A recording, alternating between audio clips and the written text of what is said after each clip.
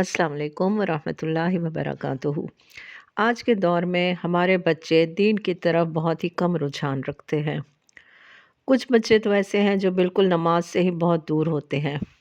ہم زبان سے تو ان کو کہتے ہیں کہ نماز پڑھو، لیکن ہمیں ان کے لیے دعائیں بھی کرنی چاہیے۔ اللہ تعالیٰ نے قرآن مجید میں سورۃ ابراہیم میں دعا فرمائی ہے۔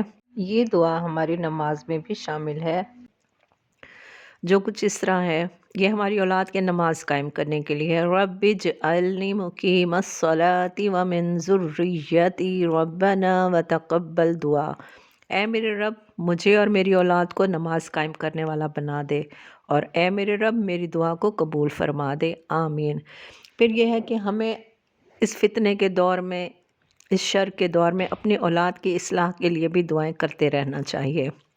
تو دعا ہے، رب اوزعنی ان اشکر نعمتک التی انعمت علی وعلی والدی وان اعمل صالحا ترضاه واصلح لی فی ذریتی انی تبت الیک وانی من المسلمین۔